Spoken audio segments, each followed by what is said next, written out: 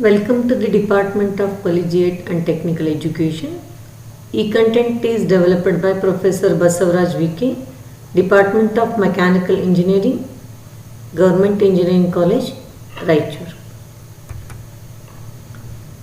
So in third semester Mechanical Engineering, we are going to study Metal Cutting and Forming 18ME 35A. So fifth module is Sheet Metal Operations. In that first session we are going to have today.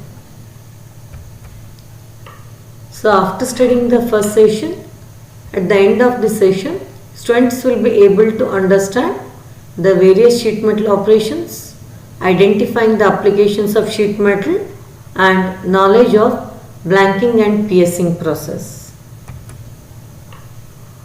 The content of this topic for this session is Introduction to sheet metal operations, blanking, piercing, and then assessment on this particular concepts with MCQ and some question papers. So we'll begin with the introduction. Sheet metal operation is simply a metal formed into thin and flat pieces. So these sheet metal operations are going to be considered as cold working process, which are manufactured with less time and high volume. Okay. So in the previous classes, we have seen that the meaning of cold working is the plastic deformation of the material below the recrystallization temperature of the metal. So such type of process we are going to call it as cold working process. So as we have said, below the recrystallization temperature, the sheet metal operations are usually carried out at room temperature only. So it is one of the fundamental forms used in metalworking and can be cut and bent into different variety shapes over here. We can make any variety of shapes over here. So modern days, we are going to have countless applications of this sheet metal. So if the metal has a thickness greater than 6 mm, it is considered as plate, and if the thickness is very less, it is considered as foil or leaf, and if the thickness is up to 6 mm, that we are going to consider it as sheet. Okay. So there are different types of metals we are going to use for sheet metal works. So we are going to make use of black iron, galvanized iron is there, aluminium sheets are used, copper sheets are used, stainless sheets are used, tin plates are used. So depending upon the application, where exactly the application required, depending upon that, different types of materials we are going to make use of that. So black iron we have seen in the almaras and all. So the aluminium sheets in aeroplane parts and all. So copper vessels in electrical appliances. Then stainless steel, kitchenware and all. Tin plates, the containers, tin containers what we are going to use for these beverages or ghee container. So those all will be made up with the, or they are going to be the applications of sheet metal. So thus these are the different metals depending upon the application we are going to make use of that. So the specification of these metals are given in terms of their gauge numbers, then length and width. So the gauge number is going to represent the thickness of metal sheets. So here the higher the gauge number, the thickness will be less. Okay. If the gauge number is small, the thickness is high. For example, if the gauge number is 18 and if the gauge number is 16, compared to 16 gauge, 18 is having less thickness. So that is the specification what we are going to observe over here.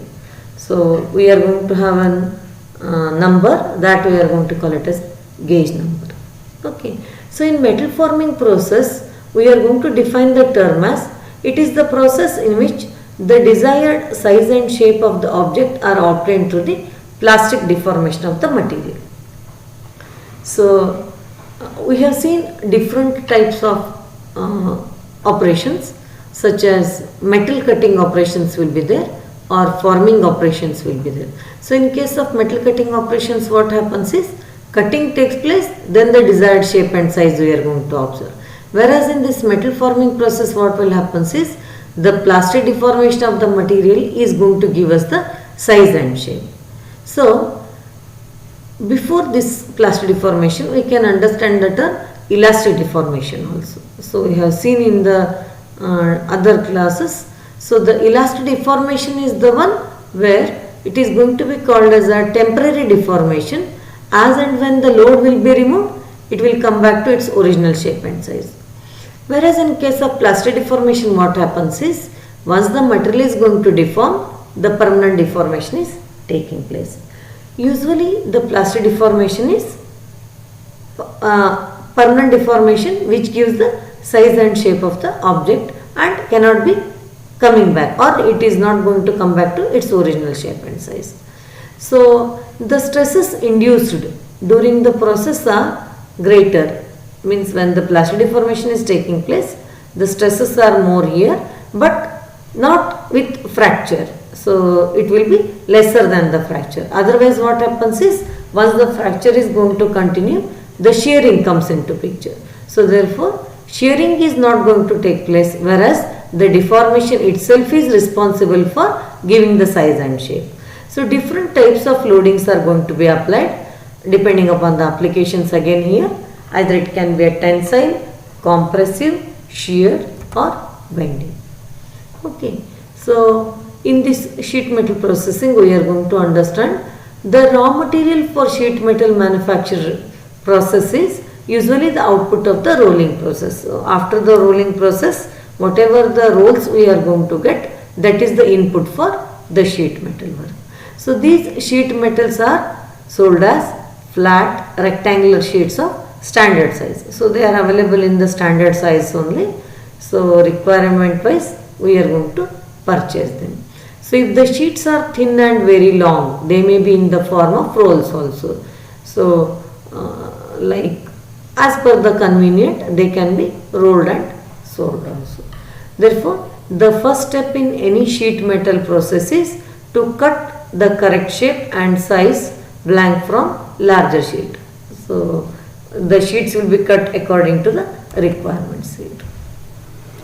So in general, sheet metal forming processes are classified as shearing processes and forming process. Okay, shearing processes are also called as the cutting process, and then one more minor classification also we are going to have it here, that is finishing process. So in cutting or shearing process, what happens is the process which apply the shearing force to cut, fracture or separate the material. As the name itself is indicating that cutting or shearing is taking place. So initially what happens is plastic deformation takes place, then fracture, then cutting. Okay, so the shearing process is followed by deformation, fracture and then cut. So in forming process only we are going to observe the plastic deformation. So processes which cause the metal to undergo desired shape changes without failure. Here what happens is fracture stress or fracture is not going to come into picture. So only excessive thinning or cracking is going to happen and we are going to observe the forming process. The examples what we are going to study over with respect to forming is bending and stretching. Then apart from this shearing and forming, we are going to have some finishing operations also or finishing processes also with respect to this sheet metal process. So as we talked, shearing or cutting process can have different types over here. So the first one is punching. You can see here this is the punching, then blanking, perforating, parting, notching and lancing. Okay. So punching is the one, here the shearing process using a die and punch. In all the process we are going to make use of this. So a die will be there and a punch is there. So the punch and die are called as tools of the sheet metal. So punch moves in the downward direction with the applied force. So die is the cavity in which the sheet is moving over there. So here when the force is applied in the downward direction for the punch moves and occupies the die place. So when the cutting is taking place or shearing is taking place according to the desired shape, the interior portion of the sheared sheet is to be discarded. Means what? Whatever the die shape we are going to have, that we are going to discard, and the sheet is going to be considered for the usefulness. That operation is called as punching operation. Whereas the opposite we are going to observe in the blanking operation. Here also we are going to have a punch, die will be there, punching force is applied for a punch in the downward direction.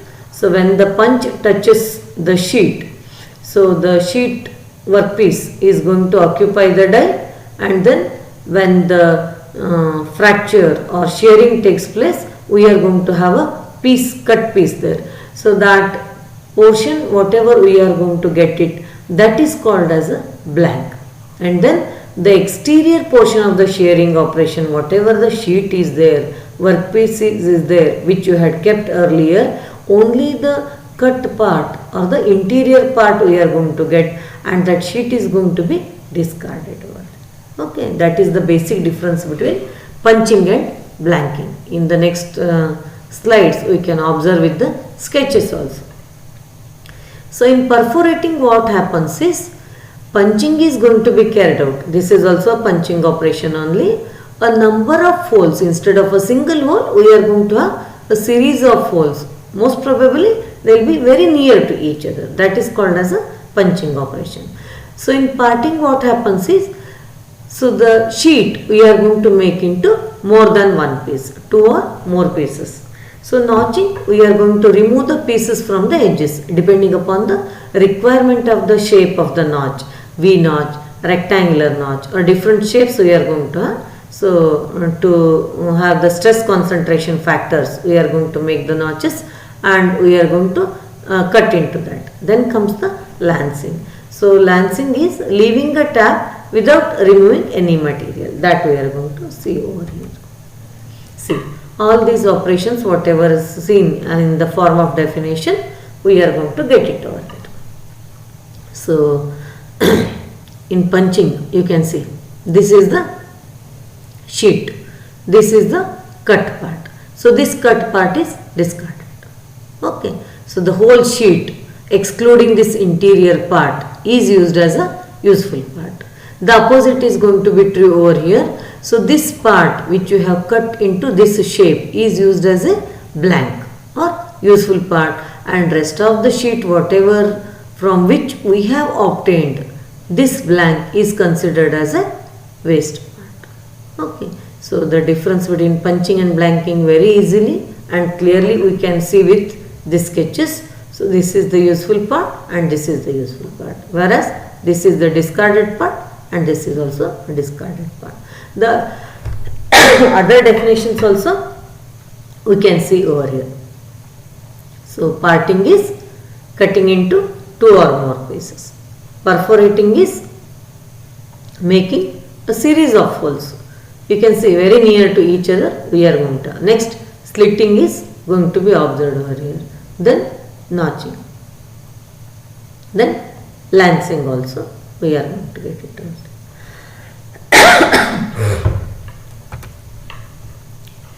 So we will see what is blanking and piercing with respect to the sketched part definitions we can have over here. Blanking and piercing are shearing processes in which a punch and die are used to produce parts from coil or sheet stock. Whatever the sheet we have obtained from the rolling, so that is used here and we are going to get the piece out of it.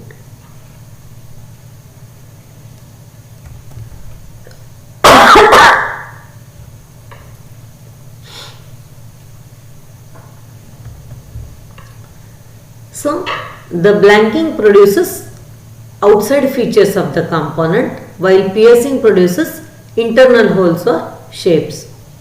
The web is created after multiple components have been produced and is considered scrap material.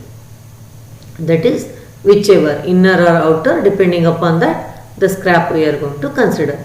The slugs produced by piercing internal features are also considered as scrap. Okay, the wastage what we are going to observe. The terms piercing and punching can be used interchangeably. So almost same meaning they are going to give. So they are going to be used. So it focuses on blanking and piercing operation in a press tool to form and shape the final part geometry. Okay. So whether it is a blanking or piercing operation, we are going to observe the punch and die combination. Punch moves in the downward direction as a press tool to form and shape the final part geometry. The types of piercing operations include different types are there. Conventional piercing is there, piercing with a pointed punch, piece and extrude operations, slotting, countersinking and cutting, lancing of tabs. The article provides information on the punch assembly, die assembly and the stripper and discusses the factors considered during the piercing operations. Okay, so piercing operation, when the piercing operation takes place, we are going to have the set of punch and tool, punch and die, both are going to act like tools. So that factors we are going to consider. It reviews the applications of the 4 types of blanks used in sheet forming operations. So rectangular blank, rough blank, partially developed blank and fully developed blank. It concludes with a discussion on the process capabilities, applications and limitations of fine edge blanking and piercing.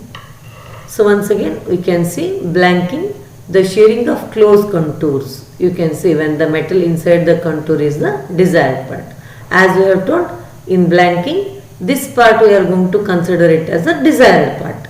So plate is there, punch moves in the downward direction, we are going to have the die here. So you can see the clearance will be provided for the easy removal of this. So these are the dies and then we are going to get. So die and punch are of the same shape. We are going to observe different types of contours here, different contours you can see. This is one shape, this is one and this is another. So with the sheet metals we are going to have these type of operations. Next, one of the most advanced and running concept is fine blanking. Okay, so in blanking operation we understood that a punch is there, a die is there, punch moves in the downward direction and cuts the sheet. Okay, whereas in case of fine blanking, the difference we are going to observe here, as the name is saying fine, some specialized techniques are going to be used here. It is a specialized form of blanking where there is no fracture zone when shearing. So while starting with the blanking, we have seen the 3 steps. That is, first the plastic deformation of the material is taking place, then fracture, then shearing. Whereas here what happens is, we don't come up with the word fracture.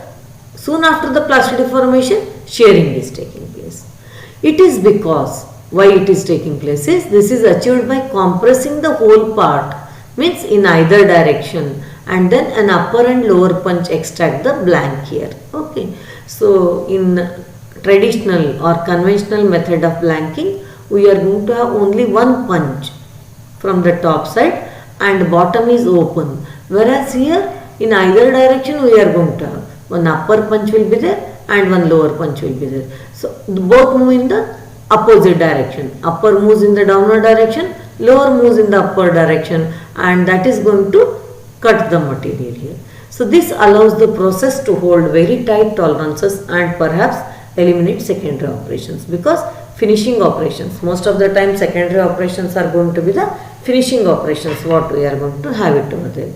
So usually these all materials we are going to make use for fine blanking. Earlier also for blanking we have seen, traditional also we are going to make use of aluminium, then galvanized iron, black iron, stainless steel tin, and similar to that different alloys copper alloys, aluminum alloys, steel alloys, all this we are going to use over here.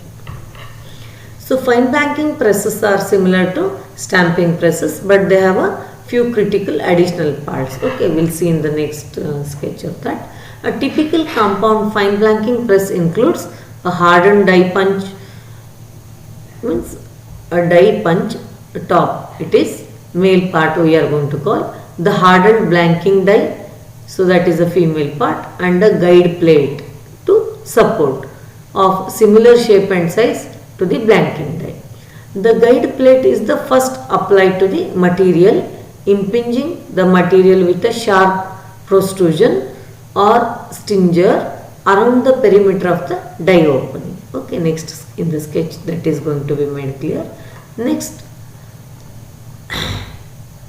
the contour pressure is applied opposite to the punch, and finally the die punch forces the material through the die opening. Since the guide plate holds the material so tightly, and since the counter pressure is applied, the material is cut in a manner more like extrusion than typical punching. So I told you there are two types of operations, or of course more than two are there. Basically we are going to consider the shape and size of the workpiece can be formed either by metal cutting operation or by plastic deformation operation. So extrusion is one of the plastic deformation process. So we are going to have the forging, then rolling, extrusion. So these are some of the plastic deformation process. So mechanical properties of the cut benefit similarly with the hardened layer at the cut edge of the part. Because the material is so tightly held and controlled in this setup, part flatness remains very true. Means we don't find much distortion with the shape and size of that. With standard compound fine blanking processes, multiple parts can often be completed in a single operation. Okay, so we can make use of more tools also, or more parts can be pierced, partially pierced, offset, embossed or coined, often in a single operation. Okay, piercing at least we have understood.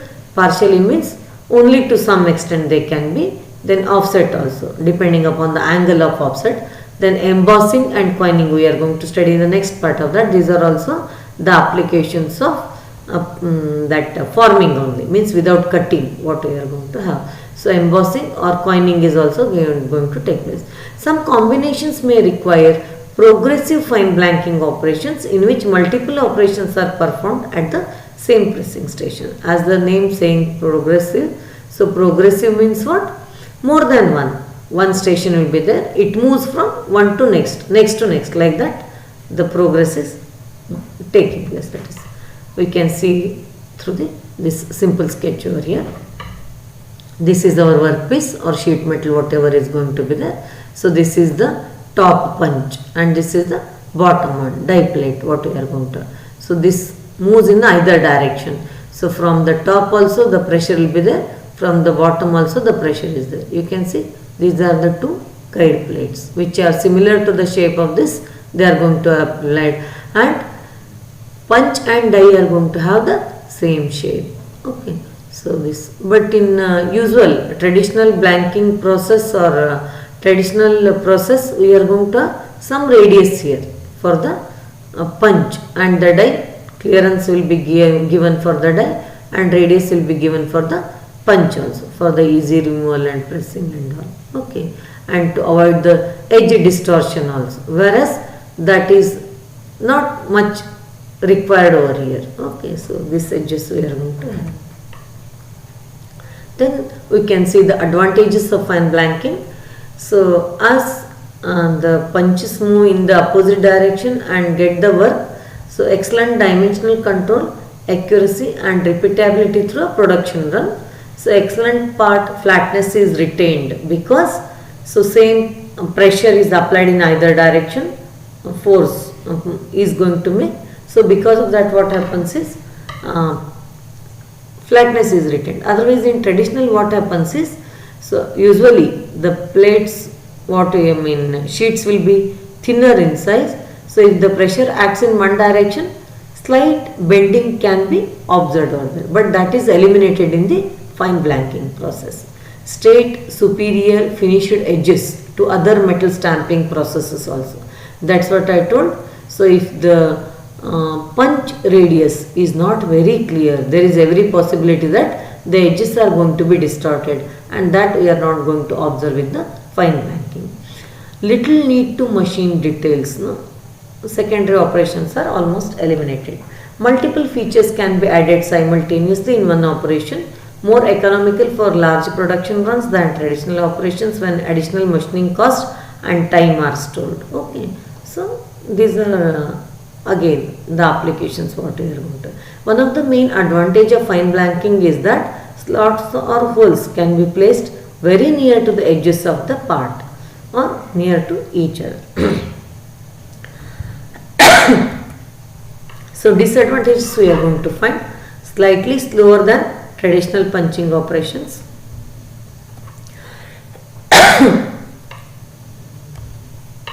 higher equipment cost, higher tooling cost, because we can see that arrangement is more here compared to the normal one. So therefore these accessories will be more, obviously cost will be more. But sometimes when the accuracy required will be high, that time this is going to be the secondary option, means we can prefer the fine blanking itself. But sometimes when the equipment cost and all is going to be considered in the primary stage, so that time we are going with the traditional punching.